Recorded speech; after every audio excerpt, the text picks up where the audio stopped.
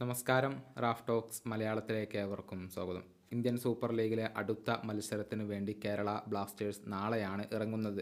എതിരാളികൾ FC ഗോവയാണ്.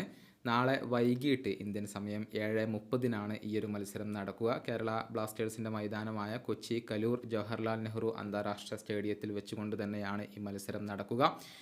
കഴിഞ്ഞ മത്സരത്തിൽ ഒരു ഗംഭീര വിജയം ബ്ലാസ്റ്റേഴ്സ് സ്വന്തമാക്കിയിരുന്നു. എതിരില്ലാത്ത 3 ഗോളുകൾക്കായിരുന്നു ബ്ലാസ്റ്റേഴ്സ് ചെന്നൈയിൻ FCയെ പരാജയപ്പെടുത്തിയത്. അത് തീർച്ചയായും ബ്ലാസ്റ്റേഴ്സിന് ആത്മവിശ്വാസം പകരുന്ന ഒരു കാര്യം തന്നെയാണ്.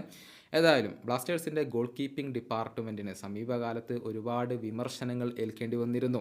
അതായത് ഗോൾ കീപ്പർമാരായ സച്ചിൻ സുരേഷും അതുപോലെ തന്നെ സോം കുമാറും പലപ്പോഴും പിഴവുകൾ വരുത്തി വച്ചിരുന്നു. മാത്രമല്ല ക്ലീൻ ഷീറ്റ് നേടുന്നതിൽ വല്ലാതെ ബ്ലാസ്റ്റേഴ്സ് ഈ സീസണിൽ ബുദ്ധിമുട്ടിയിരുന്നു. ഏറ്റവും ഒടുവിൽ കഴിഞ്ഞ മത്സരത്തിലാണ് ഈ സീസണിൽ ആദ്യമായിക്കൊണ്ട് ക്ലീൻ ഷീറ്റ് സ്വന്തമാക്കാൻ കഴിഞ്ഞത്.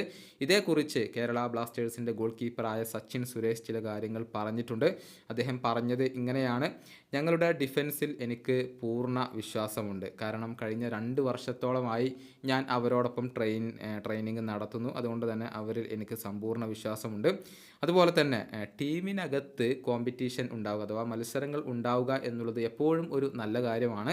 കാരണം അത് താരങ്ങളെ വളരാൻ വളരെയധികം സഹായിക്കുന്ന ഒരു കാര്യമാണ്. അതായത് സോംകുമാറും സച്ചിൻ സുരേഷും തമ്മിലുള്ള ആ ഒരു കോമ്പറ്റീഷൻ അത് നല്ലതാണ് എന്നാണ് അദ്ദേഹം പറഞ്ഞിട്ടുള്ളത്.